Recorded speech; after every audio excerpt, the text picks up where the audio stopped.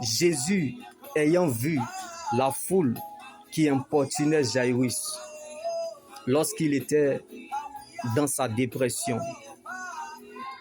lorsque Jésus fut arrivé dans la maison de Jairus, malgré la foule, il ne laissa personne entrer avec lui, sauf Pierre, Jean et Jacques, ainsi que le père Jairus et la mère de l'enfant, environ 12 ans qui se mouraient. Il est parfois bien de se déconnecter aux choses visibles pour se connecter aux choses invisibles, afin que nous rentrons véritablement dans l'accomplissement de ce que Dieu a déjà assigné avant même la fondation du monde pour notre vie. Comme la résurrection de la fille de Jairus, environ 12 ans qui se mourait. Il y a des choses que Dieu ne peut pas te donner ou faire avec toi tant que tu n'apprends pas à rester devant sa face. Donc, les grands combats se gagnent dans le secret. Vaut mieux garder sa paix intérieure que de chercher sa raison.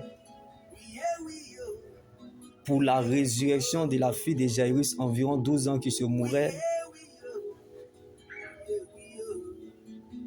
même si le Seigneur n'est encore rien dit, mais je sais que tu dois garder ce qu'il t'a dit. Il a fallu que Jairus resta seul avec Jésus,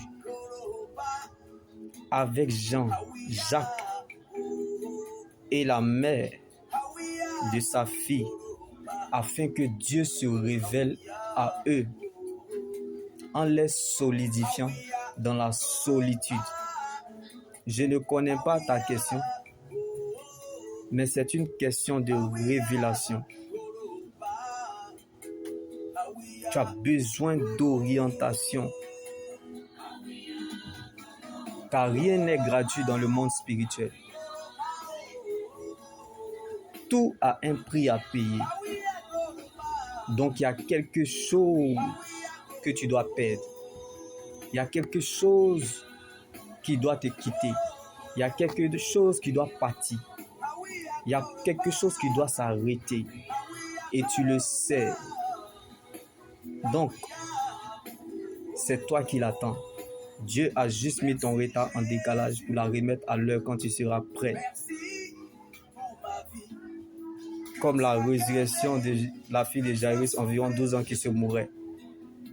Ce n'est pas parce que tu ne vois rien que Dieu ne sait pas ce qu'il est en train de te faire. Donc ton retard n'est pas un retard, mais un rendez-vous divin afin d'expérimenter quelque chose de spectaculaire. Tu peux venir en retard, comme d'autres pouvaient nous le dire à Jairus, n'importune pas le maître, ne le dérange plus, ta fille est morte. Mais ton arrivée sera remarquée.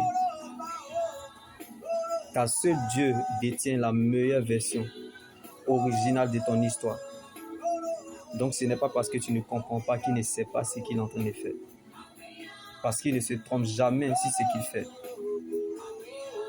Donc Dieu attend ton obéissance. Le Seigneur attend, bien-aimé,